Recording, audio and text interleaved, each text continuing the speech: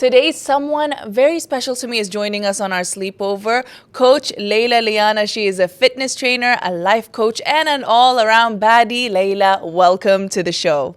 Thank you. I'm excited to be here. I'm so happy to have you here. She's my trainer, guys. I'll get more into that later. But the first question that I always ask my guests is, how would you introduce yourself? I would say small package, big energy, like a little bit like dynamite. You will hear me before you see me. Most of the time, my voice carries me before you can have visual on me. I'm a firecracker. Say it as it is. That's good and bad. Very determined, disciplined. I like structure. What else could I say? Just blanking for a second. A cat mom of over I am a cat mom. 15 plus years. She's 16. She's 16 the love of my years? life. She's 16 Mashallah, years mashallah, old. mashallah. Yeah, I got her when she was this big, and she's been with me through everything. I was born and raised in Belgium. I'm originally from Algeria, which I hold very dear to my heart, and I've been in Dubai since 2007. Amazing. You've seen the rise, you've seen the fall, the rise again. Yeah, well, Marina wasn't finished when I arrived. my There gosh. was no GLT, there was no Dubai Mall, nor Burj. So, yeah. What? Yeah. What was life like? It was very different. Actually, it was really nice. I quite enjoyed it. It was calmer. An interesting fact, they were only working people. So, like, the population was 25 to 40. You wouldn't see kids. You wouldn't, like, now you go out, you see kids everywhere, dogs. You wouldn't see that at all. So you wouldn't see old people. Obviously, except in the local areas. But I mean, in the expat areas, it was all So the community has actually grown quite 100%. stronger now. It's very different. Wow. While that was a peaceful time, what would you say you preferred? Or is it like a mix of both? Would you have preferred the times then, or do you like where it's at I think I have nostalgia because that's when I first arrived, and I think there's certain points that I miss about those times. Like Ramadan, for example, was a real month of slowing down, connecting. Everything else shut down, so the non-Muslim people had to come to the tent in the evening, had to come for iftar and suhoor. So I think there was more integration back then. People were exposed to the local population way more, and especially in that time, everyone mingled together. I feel like now, because it's adapted to the time and the tourism and everything, you can pretty much live in silos. So I would say the nostalgia of that time is something that I have. But in terms of things to do, communities, activities, it got way, way more developed. Like you see running clubs, social clubs. There are so many things to do outside of just going for dinner or going for drinks, which used to be the only way to socialize back then. True. But now I want to go into, firstly, how we know each other. Yeah. Shout out Shamsa. So my friend actually reached out to me and she was like, there's this trainer, she's looking for people to help out. And I was like, this is the perfect timing, because I swear to you, that same day, if not the day before, I was just thinking to myself, I need manifestation. structure. Living it already. And I'm like, it's crazy. I really shouldn't think negative things because, my God, that's how it will also come through. But I was really thinking, I need somebody that understands my lifestyle, can build a plan for me that fits that, because, right, we run around a lot doing shoots, this and that, and then you came along. Yeah.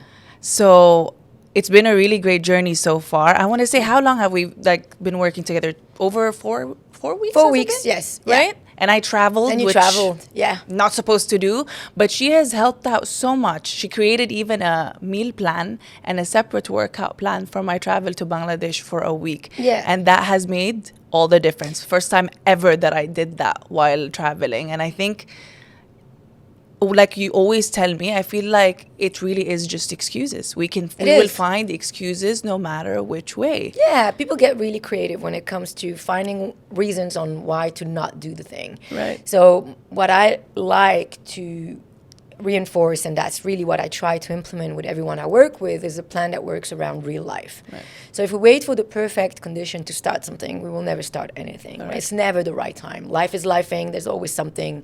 Travel. There's always something. Work is the biggest barrier. People even like, medical reasons. Medical reasons. There's always something. But how do you get a structure and a system that works and navigates through these real conditions of life? And really, when you put a system and a structure in place, there is really no excuse. There's none. And when people say, oh, but you don't understand, like, we have really different line of works. Well, actually, I've done 20 years in the corporate world in a senior leadership position. So I get what it is to not have enough hours in a day. True. She helps optimize basically the workout, the lifestyle, the fitness plans, and even the life coaching of women in their 30s and their 40s. Yeah. We'll get into a little bit of that later, but you always say that fitness saved your life. Yeah. I want you to take me back to that version of you. What was happening before the transformation, before the Leila Layana that sits before me today? Okay. All right. Well, I know it sounds so cliche. I've said that before, but it's the truth. Like, really, fitness changed my life. So when I moved to Dubai back in 2007, I was so young and innocent, and I came here. I didn't know anybody. Started working in advertising, and so while I really love advertising and it's a career that I'm really passionate about, it's quite a ruthless kind of life. It's long hours. Work-life balance is pretty much inexistent. Weekends, say what? Bye. Like, bye. So it and I was quite junior at the time, so really trying to work my way up and prove myself. So I was working really long hours. I didn't really have a good circle. I was quite isolated. I was new here. I didn't have a solid circle of friends. Back home, I have my friends. They're all my friends for 25, 30 years. And we just, it's just people you grew up with. And you have that tight circle, people you can call at 3 a.m. I didn't have that here. Went through a bad breakup. So all that together, found myself very isolated. I would say depressed. Not having any hobbies. So I was going to work, coming back, and then that was it. So I didn't have an outlet. I didn't have my creativity or I didn't have anything to also even manage my stress. I was just a bit lost, I think. And I started losing weight. So a lot of people gain weight in those situations. I lose weight. So I wasn't eating enough. And I started shrinking until I reached to 44 kilos. Wow. I'm 57 kilos today. So like you can see what 44 might look like on me. It wasn't pretty. Like, yeah, because I'm like, what? Yeah, it wasn't good. So I started thinking, okay, I'm not happy with what I'm seeing in the mirror. It was very difficult to buy clothes. I didn't feel like a woman. I didn't have glutes. Like I didn't like it. So I love this saying that says, if you don't like it, change it. You're not a tree. It's a Jim Rohn quote. If you don't like it, change it. So I was like, okay, how do I change this? And I was very lucky that my best friend, Didier, that grew up with me in Belgium, sat me down one day and introduced me to life coaching and Tony Robbins. I was like, what is that? Life coaching? That sounds cool. And I started learning about it. And so what is life coaching is really basically taking you from point A to point B and making strategies on how to get there small bite by small bite. So my goal was big. I needed to gain 10 to 12 kilos, build muscle, change my... It was a big goal, but how do I make it like achievable and digestible and in small bites? I feel like I'm going on a tangent. So No. This is exactly where I want to go, because this is, we want to see how you came upon life coaching, which was the first thing that you did, right? Exactly. After corporate. Yeah. So no, everything was always during. Okay. I've never done anything. I love it. Yeah, you found your bits on the side, which is great. So always at the same time. And so I started looking into this life coaching thing. And so just as a one step back. So my studies, I'm a sociologist. So there's a little bit of a thing that you'll notice throughout this chat. is that I can't do anything halfway. So whatever I touch, I've got to, yeah.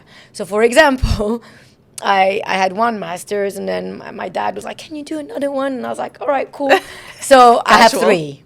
Oh, Yeah, so that was that. Then the life coaching, I discovered it. And so I started applying first like all the free YouTube content that I was finding about Tony Robbins, Jim Rohn, to name a few. And then I attended an event in London of Tony Robbins. That was probably in 2012 or 11. And that literally changed my life. So I got into the event. I had already learned a lot about it on my own, and I had started applying it and seeing changes. So when you start seeing changes, you're like, okay, this works. Yeah. So I went to the event. I walked on fire and did the whole thing. And like that basically shows you, and we'll get to that in a minute, how conditioning is important and how like conditioning your mind gets you to achieving fantastic results. And sometimes it's just overcoming the barriers of your mind that get you to the point. And then after that, I decided to take a life coach myself, trained by Tony Robbins, paid shitloads of money for that. And I had a life coach for a year. So I was coached. I put my goals together, and we got to them by the end of the year. Again, the overachieving tendencies, I was like, what if I become a life coach now? so that was fun. Let me do that. Exactly. And so I took the course for it, and it was a few-month course. And when I tell you that you don't have time, you make time, the course was Friday evening, Saturday morning from 8 to 8, Sunday from 8 to 8 for 8 weeks, while doing the job in the weekdays, while doing my training, and while teaching the classes. That will come in a minute because I skipped a step there. So you make time. Anyway, did that, certified, and just started implementing it. And as I started my fitness journey, so that kind of like when I did that PowerPoint presentation, which we'll talk about later, I had my goals, and I knew I didn't like the body that I had, and I wanted to change that. So I started going to the gym, and I started going once a week, then twice a week. Then I found something I really liked, and I started going every day. And it was in the business center towers. I was working in a company, in an advertising company in the towers, and the gym was downstairs. And then one day the instructor was like, well, you're really good at this. Like, why don't you become a trainer? And I was like, well, I have a job. And he's like, yeah, but you can do that on the side. And I was like, really? And then I did the level 2 instructor module, and then I did the level 3 PT module, and then I started doing that on the side. So that's helped me a lot through my own journey. But interesting part is I did that for a good 10 years, and my body was not where I wanted to be. I trained 5-6 times a week. I was putting it to work. And like, this was in really. your 30s already, or Yeah, 20s? Okay. my early 30s, I would say. And I was working so hard, but the results weren't following. And I was missing a really big piece of the puzzle. Food. I was scared of carbs. I was eating salads all day long, not eating enough protein, although this is someone that already was somewhat educated about it, but I still believed in the myth that we are told and that we see on Instagram all day long. So it's only when I tweaked that part that I saw an improvement that was quite drastic. Wow. Yeah, and there was no turning back from that. And then now you help women who are or were, busy like you are in their 30s and 40s to make that realization for themselves 100%. and then actualize it and then apply it into their day-to-day life, which is so true, by the way. The myth runs so deep. Even I, who has access to the internet and have heard it over and over again, protein is important, you don't skip your meals, still after the Miss Universe pageant was like, no, I need to lose weight, so I'm gonna not eat. Yeah. And then wondering why I'm actually putting more weight. Yeah. Even though I'm eating less. Well, of course, babes, your body's in starvation mode. Yeah, 100%. I want to ask you, people assume that fitness trainers maybe were born loving this thing. And for you, it just happened to be that you were good at it. But of course, you always start from somewhere. Oh, I hated it in the beginning. You hated it. So what was happening before that transformation, or what was that process like from going from hating it to loving it? So I absolutely hated it. So there was a few factors into that. I was first doing it at the end of a full day of work. Not ideal. If you have a very stressful job and you finish late, you're already setting yourself up for failure to go to the gym after. Very true. So that was that. I didn't really find something until I found what I became an instructor at. I didn't find something I liked. I'll try something, do it every day for 2 weeks, and drop. And I don't think I had the understanding of why I was doing this. I kept repeating, I have to go to the gym. No, I don't have to. Nobody's asking me. I want to go to the gym because I want to change my body. It all starts with the mind, truly. The framing. And the framing. Because So it was it's- like a chore the way Yes. you were thinking about it before. Exactly. And so for me, I was punishing myself, hating every single second of it, and looking at the time when I was in classes and stuff like that. And a few things helped me overcome this. So building systems to help you is one of the biggest thing that will help you go to the gym, firstly. So what do I mean by systems? Is help yourself. Don't wait for 5 minutes before going to the gym to start searching for your gym clothes and your shoes and your bag. No, prep. Prep is the foundation of success. When it comes to food, when it comes to fitness, make it as easy as possible for you to go. Remove all the decision factor. Oh, I can't find my socks, I can't go. Oh, my bag is no, prep true. this before. Decision fatigue just will demotivate Just you. eliminate it. The only decision left is just stepping out the door. That's it. And there are things that you can do. Like for me, really, this is where I worked on my conditioning of my mind. And I would use crazy tricks. Like I would get into my gym clothes at work. Fun. Because I'll be like, I'm not going to drive home in my gym clothes feeling like an idiot. I'm already in my clothes. I might go to the Yes. gym, right? So I was doing that. I would also, so there was a traffic light where if I was on the last lane in the right, the gym was there, Okay. right? And if I continued straight, that was my house. And every day at a traffic light, every day I had this fight inside of me. Should we go? Should we don't go? Straight Should or we right? go? Straight Should or we right? don't? Yeah, every day the evil voices were inside. And so I eliminated the voice. So I put myself in the right lane from the bridge. So there is no way, even if I wanted to, There's no like choice, 4 lanes. yeah. I can't. Yeah. I'm on the right. And so those kind of things. Or I would choose a song that is like my power song that will put me in the mood, and I will listen to it the whole ride to the gym. So there are really tricks that you can use to simplify the decision and make it easier.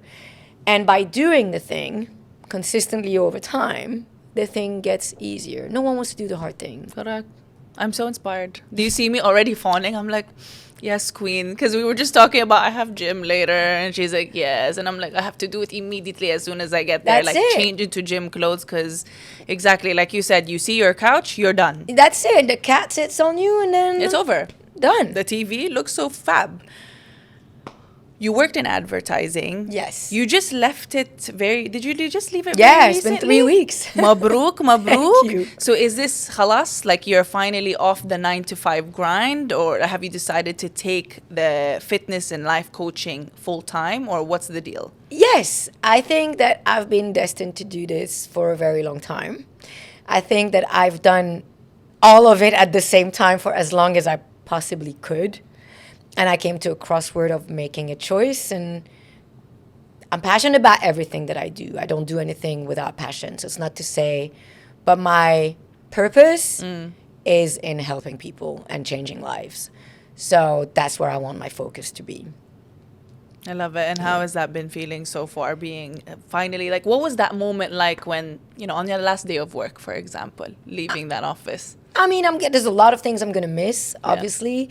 But I just, I feel, and this is I'm very grateful for it. It's pretty awesome. I feel content every day. And I feel fulfilled every day. Every day I get a message from someone saying, oh my God, I can't believe I did this today. And this because, of your words, and you helped me going through this. And, I haven't reached this weight in years.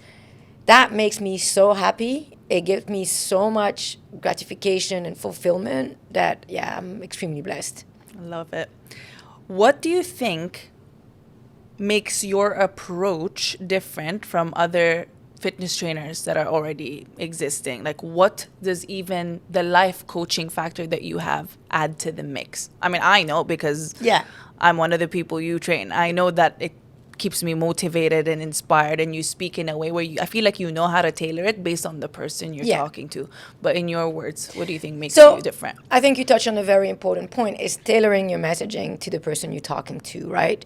Not every person will receive feedback the same way. And so it's learning who you need to rough up a bit, who you have to be a bit softer with.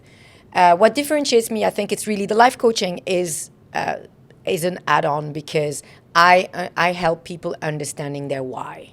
So by finding a strong, compelling why, it just guarantees results. I'm also not the coach for people that are looking for quick fixes or a cuddle, because that's not what I do. So I'm there to create long-lasting change. So create healthy habit of consistency, things we apply over time. I don't lie. I'm not a thief. I don't make fake promises.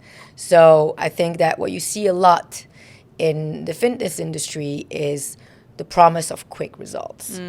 So it's like insane transformation in 4 weeks, drop 5 kilos. And I don't do that. First of all, I don't know how many kilos people are going to lose. They might lose very little in kilos and lose 3 dress sizes in centimeters. Depends on the individual. So. Completely, right? And I'm not saying that in 4 weeks we're done. Like, it's a long process. Why?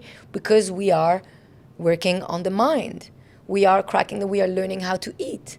So the fact that we are tracking the food is a superpower, because I can see what you think is great. I'll be like, well, actually replace this with that. You learn that for the following week. You apply it. It's an ever moving collaboration.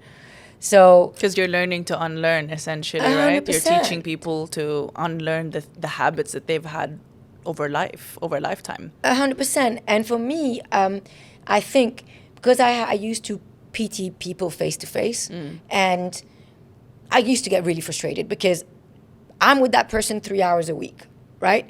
And then I'm out, right? Like, see you next time. I have no control or idea of what goes on in the 23 other hours and the 24 hours in the days that I don't see the person.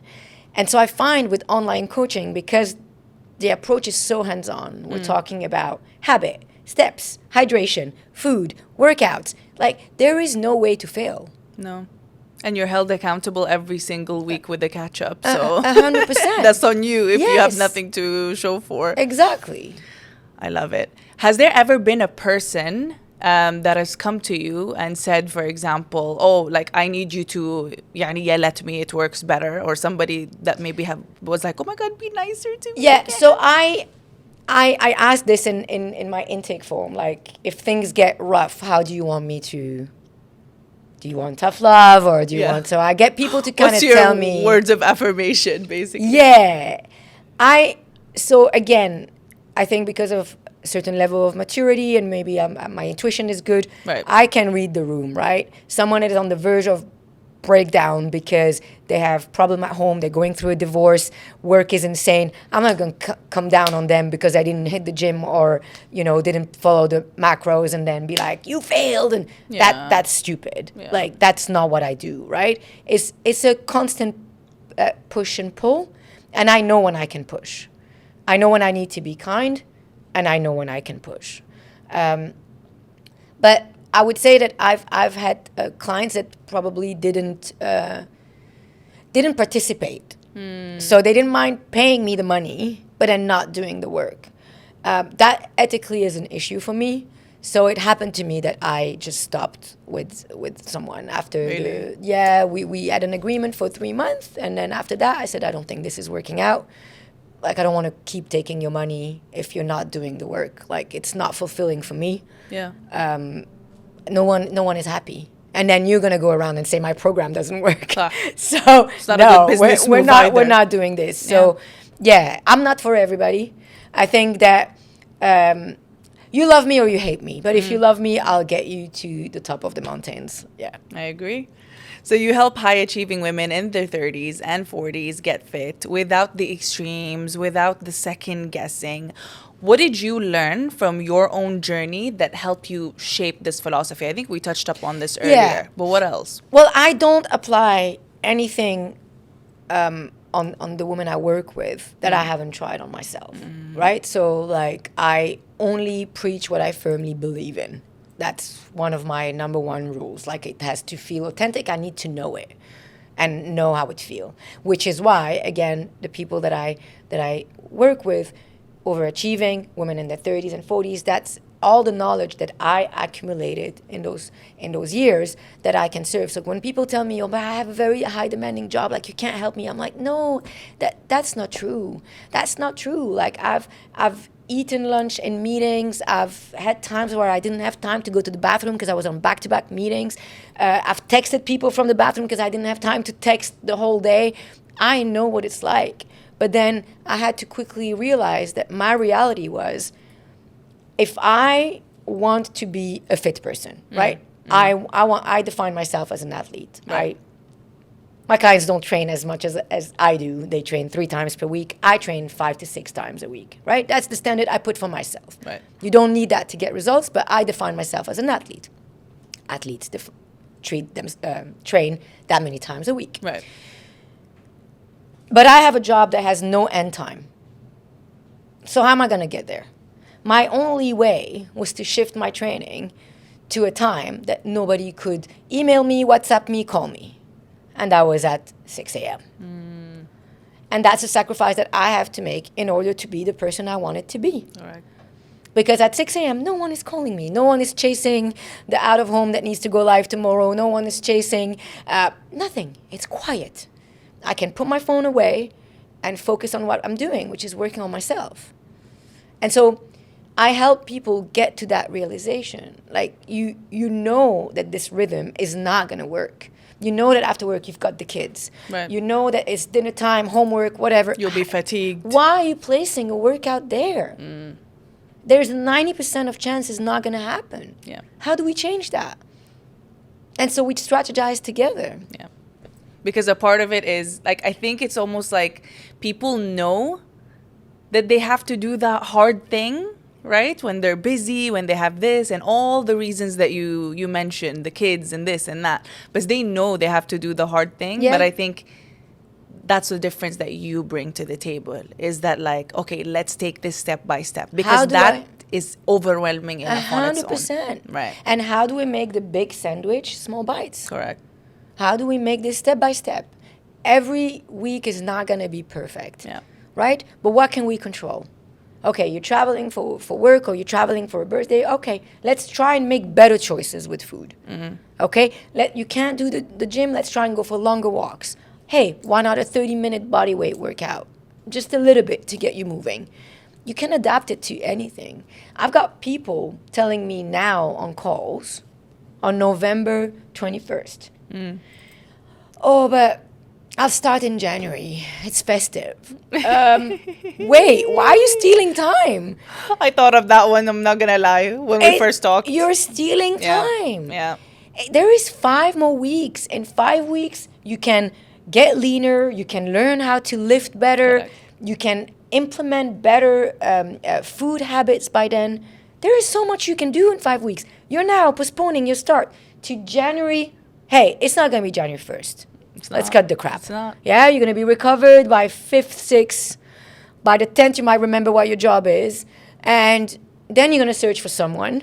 We're talking February. Yeah. And there are a lot of researchers that are showing that people gain weight in the period leading to Christmas, not at Christmas. So I call it the fuck it period. It's from now, and I see it with some of my clients. They're like, oh, but it's festive. I had 2 Lindor pieces. I'm like, are we going to do this every day for 5 weeks?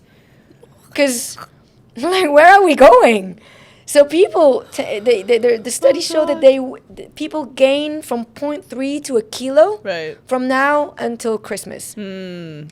There's some statistics as well about how much people eat during festive. In Thanksgiving and Christmas dinner, people can eat up to 7,000 calories in one sitting. Wow. It's equivalent of like a week's food. Me in Ramadan last year. So, yeah. Me in my iftar. But so instead of postponing, instead of picking up, and by the way, in that study they say that the weight that you pick up leading to Christmas, you rarely lose it. So if we're talking half a kilo to a kilo, 5 years of little fuck it period, one after the other, it starts showing, right? So there's so many things that you can do from now to set yourself for January where you feel good in your skin. And look, the week between Christmas and New Year's, we all know that this week doesn't exist in space and time. You're eating leftover at 10 a.m. Like you're having, drinks at whatever time. That's completely fine. But that's a week. Right. It's not a fuck it 50 days. It's a fuck it few days, which is allowed. Or a few meals. Yeah. I think that's what I've learned with your program now, which I'm like, who is she? Like I am hard on myself, but at the same time, I'm also proud of I think you're harder on me than I am on me, because to me, I'm already proud of myself a little bit that, wow, if I'm going to have a bad meal for lunch, immediately I already want to have a better meal for dinner. But that's progress, right? For me, it's such progress because like, I'm a fatty at heart. I would No, want to we eat all bad are. meals 3-4 times a day. You know what I mean? But I never had that mindset to But that's, sorry, but that's one of the things as well that you see a lot of people do. So they have one slip up and then it turns Never go into a back. week. Yeah. Because it's like, oh, well, I already up this morning, so might as well. Right. And it's like, no, but wait, it's Tuesday. Oh, I start again on Monday. Wait. Yeah. You fucked up this morning. Don't fuck up in the evening. The rounding up is so extreme. Yeah, it is. And it's so dangerous because once you get a nice routine going and a momentum, if you stop, it's really hard to go back. I had a surgery 2 years ago and I had bed rest for 6 weeks. Oh my God. Right? So I couldn't do anything. I was in a lot of pain. I immediately lost a ton of weight. All my glutes that I had built over the years, everything was gone. It was flat again. And so I went back to the gym and I was like, wow, okay, now I understand what they're saying. Going back is hard. Even for me that I'd done this for years. In 6 weeks, my brain was rewiring to the couch potato. Yeah. Not to the girl that goes and lives. So easy to go back. Yeah. You basically answered my next question. So I'm going to move right to the next one. What does a day in your life look like now compared to the old routine with the 9 to 5 and the training and the coaching? Like, what is your Can I tell you about both? Like? Okay, yeah. Let's start with the before and then now. I want to talk about the before because if that can resonate with one person, then I win today. Most definitely will. So, I would wake up at 5. Okay. Okay. My gym bag is ready. Everything is there. My clothes for work is in another bag with my shower stuff, my makeup, and everything. So I've got 2 bags. Okay. Big ones. Move to my gym clothes are prepared. So that's it. Just like wash up, put my things on, I'm ready. Move to the kitchen. I've got my supplements lined up, my coffee mug, everything is ready. There is nothing I need to think about. It's 5 a.m. I don't need to be thinking. So I just do the things one by one. I just have this list of things I know I need to get done. I take my lunch out of the fridge because I get my breakfast and my lunch to the office. So I, again, remove and eliminate the choice for bad decision because I've got my stuff with me. Right. Go to the gym, train. I train for a long period of time. Nobody needs to do that. An hour is more than enough. I like to be there for like an hour and a half, 2 hours. It's my meditation. Okay. To me, it is my therapy, my anger management, my stress management. It's your alone time. Yes, and I really, really cherish it. Shower, get dressed, an hour of commute, get to the office in Emirates Towers, and from there I know when I come in, no idea when I get out. In the last 2 years, I can say that I had 1 lunch break in 2 years. I'd eat in between meetings or in meetings, just cut the camera and just eat, swallow my food. If there's no deadline, I leave at a decent time, another hour of commute. Oh my God. And then I've got my business. So I get onto calls, client calls, prospect calls. I check in with all my clients. I check what's going on. Eat. shower, Wait, at go that to bed. time, were you also training in person at this point, or khalas online? No, I've moved to online a few years ago. When I saw the results I was getting online, to You're like- me, I just decided I do not want to do face to face anymore. I don't have control. The results are, for some people it works, but I really genuinely believe that you do not need someone next to you counting your reps. This is not the work that you need. You need someone to help you control your habits and just make different choices. So since I saw that, I fully moved. So that was my day, and then go to bed. Obviously, if I'm up at 5, I can't go to bed too late. And then my weekends was business days as well. So Saturday and Sunday was full on business days, and I've been doing that for a few years now. Whew, that's Yeah. made me tired. Yeah. What does it look like now? All right. Well, a lot of people have been messaging me and say, "Are you still waking up at 5 a.m.?" I still do. Yeah. So I still do. I think that it just gives me so many hours in the day, Yep. and I love it. I really like it's. By the way, I love it. Not equal to it's easy. I just need to really make that very clear. No matter how long I have been doing this, I want to die every morning when the alarm rings. Every time. Oh my god. Yes. And I have the voice still that says, "You went 4 times this week. You don't need to go today." What's an ideal time that your body feels most like rested? Like, oh, I can wake up at this time. 8, 9, I 11, don't- 12? I don't know. I think if I could just sleep. Have you I would ever? never- I You've would not never allowed wake up. yourself, huh? I know I have one day a week where I don't put an alarm, but the problem is because I wake up early consistently for a long time, then I wake up early. Your Still, I body- can stay in bed, I can chill, Yeah. but I'll still wake up. So your body clock still is up at 5, right? Yeah. I won't get out of bed. I have one day where I can take an easy morning. I've got a whole ritual where I like to make my breakfast in bed. That's another story. But I do it. I love it. It's my morning routine. But 5 a.m., picture this. It's dark. My cat sleeps on me. So we are the coziest level. And I've got to move her, which already Hurts. offense. It sucks. And then do the things. So I wake up at 5 still, go to the gym still. Then I like to have a coffee at the gym and just like open my laptop there, kind of like see what's, my calendar is planned hour by hour. So I've got client check-ins, new prospect check-ins, training. I learn something new every day. So I do different courses on different topics. And then I have a time open for calls, which is all the calls that I take with my current clients and my prospects. And then content creation, obviously, which is a big part of what I do. Mm-hmm. But I've got I don't just cruise through the day and see what happens. Everything is organized. Do you ever switch off? Like, since it's now your business, right? They say you never really switch off No, when it's your and business, I right? need to work on that. So I need to work on that. There is I forgot the name of it, but there is a tool that you can place in another room that blocks access to... Socials? Yes. Ooh, on I your need phone. that. So I'm thinking of doing that after a certain time because I need to. It's necessary. Otherwise, you're there like, how can I make this post better? How can I Exactly. maximize this? There's always so much. It's never done. Never ends. That's so nice. I Yeah. feel like what a nice, like you said, you've grown such a passion for fitness, right? And it's your time when you're training. And now to be able to create a business out of that, Yeah. where you're helping other women maybe even find the same passion for it that you do, or love it in a way that you do, Yeah. must be a nice feeling. It's so rewarding. There's no feeling like it. Like when I see people transform, and when I say transform, it's not just physically, it's really shifting their mind. It's just the most beautiful thing to witness. When people text me and say, "Oh my God, I was busy with work. I couldn't go to the gym today. Like, I'm so mad." And I was like, "What? Did you hear what you just said?" You're right. Like, that is amazing. Yeah. You now went from something you hated, that was a pure chore, Now you're to getting angry. frustrated when you can't go. Correct. And that's a mindset shift. Or people that don't trust in the beginning that you need to eat carbs, that you need to do strength training. Oh, well, it's going to make me bulky. Yeah. No, it won't. And then after, like, I would say 5-6 weeks, like, oh, about that weight thing, you were kind of right. About the carb thing, you were right. Yeah, I know. But I'm Everything glad adds you up. know now.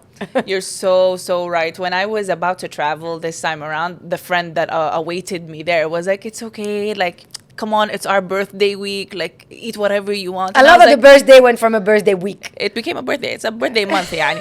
But she was like saying all this, like, we're gonna eat this, we're gonna eat. I was like, no, dear. Like, me in another world never would have expected this. And I was just love like, no, I this. didn't like it. Like, when she was telling me, usually in the past I'd be very blasé as well and be like, yeah, true, okay, cool. But now that I feel like I have somebody that's like looking over me, you have that, like, I don't know, you have, what's the word, the responsibility that you want to also make this person proud, right? And also you'll feel a little disappointed in yourself because everything's laid out for you. There's no excuse now. I love this so much. Right? It's So I was like, amazing. no, like I still need to stick by my plan. So she was, when she asked me, what do you want for breakfast every morning? I was like, I need the omelet. Yeah. Preferably 2 eggs, 3 egg whites, 2 eggs. You know, I was just saying the whole thing that you were saying. I love this because I hope that maybe the fact that the program is not so restrictive. Like, it's quite flexible in terms of we're not eliminating I food love groups. We're not.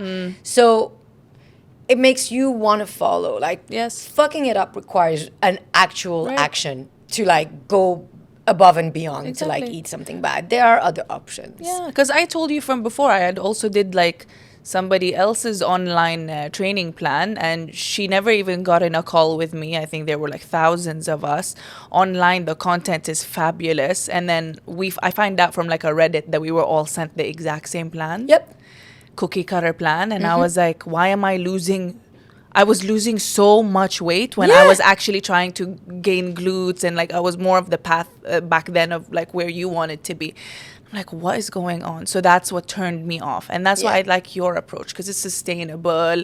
It really takes into account that person's individual lifestyle, which everybody has a different one. What is their mindset like? What Yes. do they eat on a day-to-day basis? So I wanted to go into mindset and motivation. Before you get to that, can I just bounce back on what you said about Tell me. the cookie, the same plan for everyone and those coaches, Right. the losing the weight. Yes. Now I'm gonna put the glasses. Spill. I love it. That I talk to so many women, and a few of them are working with me today that literally have trauma from previous coaches that put them on extremely strict plans. So I'm hearing all sorts of things. I'm hearing no carbs at all. Certain vegetables are prohibited. Okay, one of them was really crazy. Was one day you're on juice cleanses, the other day you can eat food but still no carbs. Like crazy stuff. Like anyone that tells you to remove a food group, run for your life. Like, it's not about removing food groups, it's about just changing the proportion of what you eat and putting you in a calorie deficit. And so the people that do that, they get, as you said, amazing before and after pictures on their social, because if I wanted to make someone lose 5 kilos in a month, I can do it. Yeah. I put them in a ridiculous deficit. I cut carbs, they'll be like, no problem. Extreme deficit, 10 to 15,000 steps. Work out 5 times a week. Like I've had women that have been through that, and yeah, they lost a lot of weight, but it's not sustainable. Yeah. And 90% of those women will go through a raging, binging phase after it. Like, they're so angry, they'll just eat everything and some, put the weight back and some. Correct. And I'll put them off for anything. And one of my clients today has been a victim of someone like that, because those people are reckless. They're abusing women, taking their money, messing with their hormones and their mental health. She ended up almost developing like an eating disorder. Like, it was so aggressive. And thank God, like month by month, we were working together and she's thriving now. But she had to reprogram her whole brain. Can imagine. Yeah. Oof. So, in one of the posts that you wrote, you said your environment shapes your confidence more than your willpower. I think this is one of the things that you learned in your 40s, if I'm not mistaken. And I love that. I want you to expand on that, if you Yeah.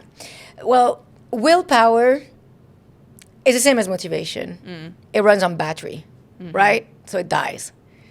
Willpower, motivation, they'll get you started. They'll be the thing that will make you book the call with the trainer, or make you consider doing a thing, or make you buy a running pair of shoes, right? Right. But that's not what's going to keep you going. The system you build, I keep using this word because really it's important, the environment that you build, that's what's going to make it easier for you to consistently do the thing over time. So by making it easy for you, create habits, little shifts, have your gym bag in plain sight, never forget about it. Just little habits, like I said, getting dressed at work in your gym clothes. Yep. So those things, those little steps, they help conditioning your mind. Right. We all work, like if we did an exercise where I told you find everything that is red in this room, because you're looking for red, you'll find a lot of things that are red in this room. True. Right? Because you're conditioned to look for it. So conditioning your mind is the most powerful thing that you can do to achieve your goal. Do you think even obsessing over something also to a certain degree helps? In a healthy way, of course, not like a crazy obsession. Obsession can sound a bit negative, so I'm a bit skeptical about obsessing. Or like a synonym of the word, but kind of the same. Because sometimes, right, to form like new habits, you need to be actively into the thing. I would replace obsession with strong will. Mm-hmm. How much do you want it? I ask this in calls before I decide to work with someone or not, is how much do you want this? Mm-hmm. From 1 to 10. 7, can wait? Then we're not gonna, it's not the time yet. It's not the time, you're not ready. You're not suffering. People move away from pain. People take action based on pain. So if you're not at a 10, you're not suffering enough to change it. So it's not getting obsessed, is that the cost of not doing the thing is too high. Yeah. It hurts you. You don't like what you see in the mirror. You don't feel confident in your clothes. Your husband makes fun of you. Wow. You hide from pictures. I hear those things from women on calls, and it's super sad. So as long as the pain of those things is not high enough, you don't want it enough. Once you know that you want to move away from that pain, you want to be that person that feels confident, you want to be in that jeans that you've been keeping for 3 years because one day you'll fit into it, remember that jeans. And it's not an obsession. It's like, I'm going, although I don't want to, because I want the jeans. End goal always. End goal, end goal. And always. Yeah. And don't allow yourself to back down. Like they say, if you want the islands, burn the boats. There's no, I'm not going. I'm going. I'm going to do the thing. I'm going to do the hard thing. And I'm going to give it a chance. Yeah. Love it. So, let's get into the real fitness yap. Okay. What actually works in your 20s versus your 30s, and what absolutely does not for all the people that are watching us? Okay. All right. So in your 20s, you can get away with random workouts. With a lot. You can get away with random workouts, poor diet, poor sleep, and you still somewhat can get some results, right? What works in your 20s, high intensity, cardio and strength, you'll get results after 30. So it's not that we need to train more at all. We need to train better. So the type of training that we need to get results after 30 needs to change and adapt to our age. So after 30, women lose 3 to 8% muscle mass per decade. So that goes pretty fast, and it goes faster for us than it goes for men. We lose bone density as well. So the only way to transform your body and to get yourself strong, to burn fat and build muscle after 30 is resistance training, strength training. You need an exterior load that is heavy enough to build those muscles and get stronger. Also, you need the type of training that will support your joints, your bones. And also for women in the second chapter of life, when you start entering perimenopause, strength training helps with all the effects of the hormone as well. What works in your 20s? Fasted cardio, probably. In your 30s, I mean, that's for every woman, but I think it's more damaging as we grow older. The cortisol level are really high, which is a stress hormone. When we wake up, they're at peak about 30 minutes after we wake up. So going to the gym on an empty stomach without fueling is actually counterproductive. It keeps you from reaching the high intensity that you want to get to be able to create hypertrophy, build strength, build muscle. But you can have it. Doesn't need to be a meal. Like at 5 a.m., I'm not cooking eggs before I go to the gym. It's a protein shake, some sort of lactose-free milk. I like coconut milk or whatever. So I have a little bit of carbs, a little bit of protein, a little bit of sugar.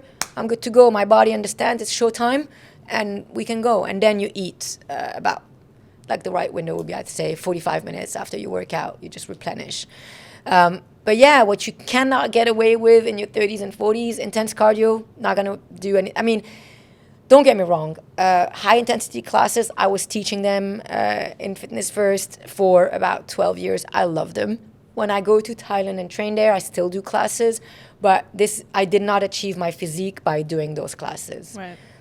They're fun. They're a nice complement. Cardio is great for your cardiovascular health. It can help. Like, that's really nice. But when it comes to changing shape and transforming your body, it won't For the women in their 30s and 40s. It won't cut it. Yeah. Very good to know as somebody who doesn't like cardio that much. Love it. So creatine. Yes. Finally on it. Would have been scared otherwise if it's not for you. Can you tell us the real truth behind creatine for women? Well, creatine is one of the most researched supplements. Mm-hmm. Like, there's been so many research on creatine because of all the debates. And it was interesting because I was at my doctor the other day just getting some normal routine blood work done. Right. And then when I said creatine, he opened his eyes like, you take creatine, you need to check your livers. And I was like, I've been taking it for years, bro. Like, we're good. And for the record, my livers are fine. Love it. So there's this thing of miseducation, I think, about creatine. I hear a lot of women, I can't take creatine, it's going to make me bloated. No, it's not going to make you bloated. Pizza will. But creatine is going to, what it does, it pulls water into your muscle. So it hydrates your muscle. What does that mean? It gives you that really nice definition. Your muscle, imagine a bottle of water all wrinkled. and that's your muscle without creatine. And then you put creatine and all of a sudden the bottled water is full. So it makes your muscle full. And it can create some bloating if you having a really big dose, or if you're overloading. You don't need to do that. 3 to 5 grams for most women is most an ideal. So it's really beneficial for your muscles, for your recovery. It is proven to help women in perimenopause as well. Mm-hmm. And lately, what they're finding out is the brain function. So it really, really helps with brain function. It can actually help you focus, especially on a night that you didn't have a good sleep. It can really help you focus. So it's a go-ahead for all. Okay, great. So we already actually touched upon a lot of these, but ChatGPT. Yeah. She's a thing. She's here. She's not going anywhere. She's not going anywhere. I call him Charlie. He's a man for me. Oh, he's a man for you? Yeah. I call her Chate. She's French. I don't know why. Very sophisticated. Chate Smith. What do you think of the people who are like, oh, let me just get my, fitness, give me a fake fitness coach on ChatGPT, write everything, and let it give me something. Thoughts on that? I've told that to some of my potential clients. We were on calls, and when I saw that they were really about this coaching thing, I was like, you know what, why don't you just get a training plan from ChatGPT and a food plan for that matter, like food and training. You can get it from Chate. From Chate. From Chate Smith. ChatGPT will give you a plan. Yeah. Will ChatGPT check up on you if you didn't train? Possibly not. Will ChatGPT check on you if you didn't log your food for 3 days? Probably not, and tell you, I think it's great. You've done amazing. Don't be so hard on yourself. You are exhausted. I like ChatGPT always agrees with you. So, no. And that's what coaching does. Like, coaching is not about giving you a training plan or a food plan. Again, you can find that with AI. But coaching is about knowing what your obstacles are, identifying your barriers. Why are you making excuses? Why are you not doing the things you said you were going to do? Help you make better choices with food by checking what you're eating. I can give you live feedback so that next week you don't do the same thing. You change it. Guidance on your progress on your workout. Right. So it's a collaboration. AI will give you the plan, but that's where it stops. And there's no human element of No. somebody يعني, telling you how far you've come, knowing your Exactly. story. So no, it's a no for me. Hot topics, Ozempic, Mounjaro, all Yeah. the lovely quick fixes everybody's been into. What do you think of all this? Yay or nay? Okay, so I don't have a yay or nay. Oh, So a little while back, I was very much like, oh, this should only be for obese people, and like just do the work and you'll get the results and whatever. But I've educated myself, and as in a lot of times, when you educate yourself, you change your mind. So I kind of changed my mind about it. I think that in certain cases, those medication are necessary. I don't agree with people that are not extremely overweight and start taking it for a shortcut. I think that that's dumb. But for people that are extremely obese, for people that might battle with food addiction, it can be a kickstart to a journey. And I need to expand on that. Do I believe that taking any GLP-1 alone is a solution? Absolutely not. And I'll touch up on that in a minute. But taking it to kickstart a journey of a healthier life, again, I caveat this, in certain situations, it is recommended. Think of it like people that are suffering from like clinical depression. Right. And that literally cannot get out of bed for like 2 days. Taking medication will not solve their problem, but might help them function so that they can do the thing to get better, right? So I see it a little bit in a similar way. When you look at the Ozempics, the Mounjaro, the GLP-1 group, so what it does is it suppresses your appetite. It does a few things. It suppresses your appetite. Food stays longer in your gut. It stays there for like 12 hours. so you feel full longer. You feel full. You don't feel like eating. And what it does, it reduces the food noise. So when people battle with like food addiction or have, like morbid obesity, some of those people can be constantly thinking about food. Like they call it the food noise, where it's just a constant battle every second of every hour of every day. That noise stops. Wow. Right? So for those people, hell yeah, with a caveat that obviously, just like normal diets, eating less puts you in a calorie deficit. Right. And with those GLP-1, it puts you about 800 to 1,000 calorie deficit. So you are going to lose weight, right? But that doesn't mean that you're going to be eating better.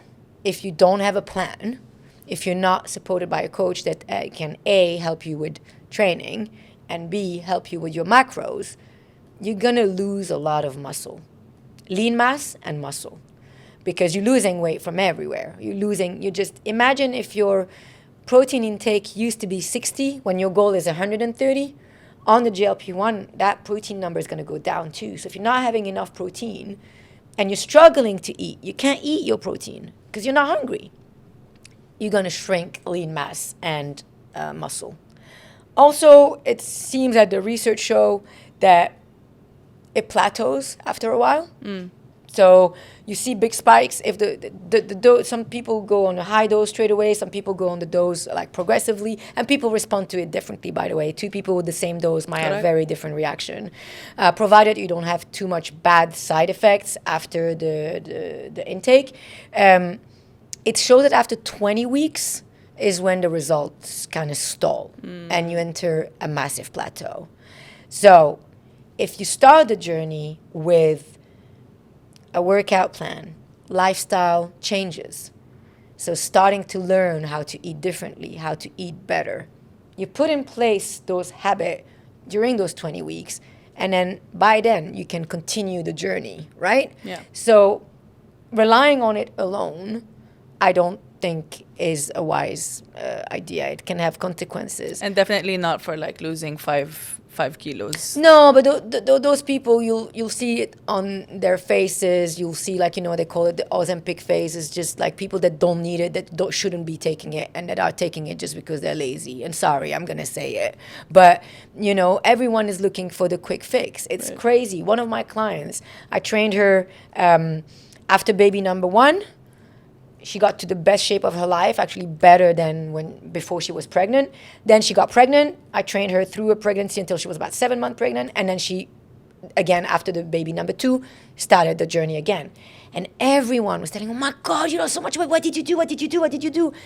And she would just say, well, I worked out and I ate better. And she told me 90% of the people were like, oh, that? Well, yeah, that. What else? That was a magic pill. Like, it's, what else? Yeah. Like, what GLP-1s are doing is mimicking what a diet does. Mm-hmm. It's putting you in a calorie deficit. Yep. Whew. A lot of loaded things were answered for me today. And all that to say, I will ask you now, because we are running a bit out of time. What is your Burj? What is the dream that you are still building? I love that question. It's actually a very emotional question for me. I want to impact as many lives as I possibly can. I want to create a movement of women that do not fear to transform at any age, that do not fear to be strong and fearless. I want to impact as many lives as possible. I want to be remembered for that person that changed someone's life. And I believe that you're already there and you will keep doing more of that. Thank you. Before we end this amazing episode, we have our Mirror segment, our final one. So you pick up a piece of paper from that little clamshell. Yes, and it says either past, present, or future. After that, you will say a message to that version of yourself with a little handy mirror over there. I might cry. Future, ooh. Oh, I'm ready. Ooh, I haven't gotten a future, I think, in a while. Okay, so we hold it just a little low. Like this? For the camera, yes. And then speak to Leila of the future. Okay. All right. So, hey, Leila. You better not give up on me. You're right to fight all those battles. You're right to believe in yourself. You did it. And you can do so much more. I know you were really scared. We talked about that with past Leila. But you were right to believe in yourself. You had everything it takes to make it work. Look at how many women are feeling so much better because of your work and the impact you had on their life. We really thank you for trusting your gut. We really thank you for keep doing the work, even the days that you didn't want to. And when I say we, I say present Leila and past Leila. We both are thankful for this. So thank you for showing up all the days you didn't feel like it. Thank you for pushing through, even when you felt sad, depressed, even when life was not easy. Thank you for just believing in us and knowing that we can do this. Amazing. Thank you, past, present, and future Leila. Thank you so much for being on Beauty and the Burj. Thank you for joining the sleepover. And how can people get in contact with you if they want to train with you? Just find me on Instagram. It's Leila Layana. And yeah, I'll be happy to have a chat. Amazing. You know what to expect now. Exactly. You know what's up. Ask me any questions and I'll help you out as well to get in contact with her. Thank you guys for joining the sleepover and I'll see you on the next one.